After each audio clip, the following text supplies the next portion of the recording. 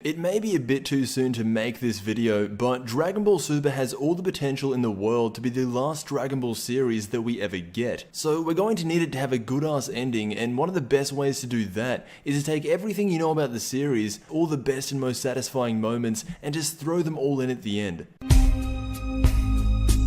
Dragon Ball GT did this thing where they portrayed a version of Goku who was believed to be dead 100 years in the future, and he's walking amongst the people that he has protected without them even knowing it. Then the flashback starts with the music coming in the background. It was a good ending, and Dragon Ball Super could easily just copy GT's ending with some new art and a different song. However, it's already been done, so yeah, it was cool for the first time, and even still, I encourage everybody to go back and watch that GT ending. It's a timeless classic. I just feel like if Dragon Ball Super were to attempt something like that, it wouldn't be as memorable as GT's.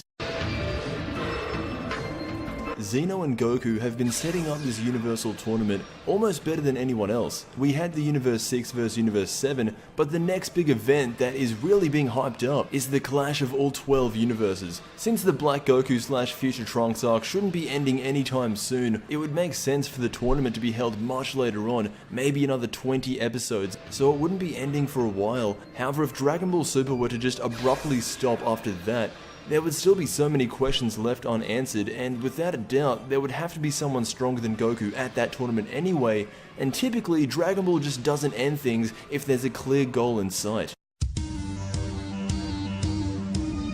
I'm only going to go over this one real quick because everyone just expects this. So far, there has only been 2 fights between the Saiyan rivals, Goku and Vegeta. Vegeta technically won in the first battle, but Goku won overall, and Vegeta clearly won the second time, even if he was hitting him when his back was turned. Since those 2 fights, there hasn't been a third, and there hasn't really needed to be. But of course, people still want to see, when at full strength, who wins, Goku or Vegeta. For me, this is one of the best ways you could end Dragon Ball in general. Flash say 100, maybe 200 years in the future. Goku and Vegeta are nowhere to be seen. We don't know if they're dead, alive, gods or not, but as we look throughout the universe, we hear people talk about these guys as myths, as legends, as mortals who are pretty much gods. And unlike the last 2 entries on this list, just having it end with Goku, the strongest he has ever been, same with Vegeta, known around the multiverse as mortals who have triumphed gods, there's just something about the idea of that that's insanely cool.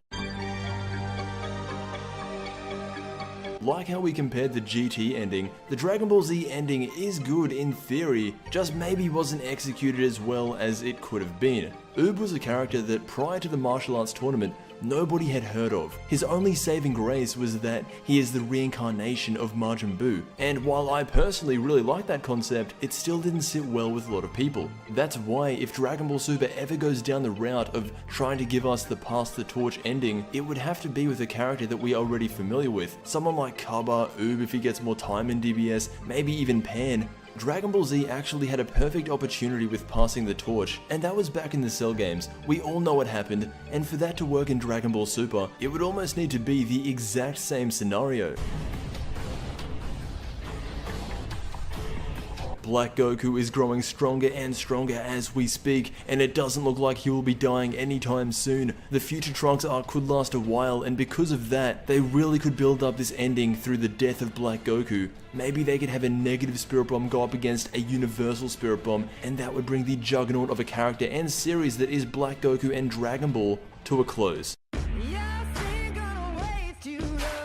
When Dragon Ball Super first started, it had a lot of technical issues. The characters were way off model, the animation was 50-50, you just didn't know what you were gonna get. As time went on, we saw minor improvements throughout the Universe 6 arc. Even in times of filler, you could tell the series was getting better. And by the time we hit the Black Goku arc, everything is how it should be. Goku looks like Goku, Vegeta looks like Vegeta. We have yet to have a bad episode since starting with Black Goku. And I feel like this is all because when they were starting off Dragon Ball Super, they were only testing things out to see if it would bring in the cash. Now they can see that it actually does. Why would it have to end? I mean, of course, it eventually has to come to an end, but Dragon Ball is a series that has been around for over 30 years, so for me to be out here talking about how it should end within the next year, it's not going to happen. I've always thought that Pokemon and Dragon Ball were the 2 animes that everyone just knew. And Dragon Ball from 1997 to 2013, over 16 years, had next to nothing to support it, and I don't see why 3 years later it should stop.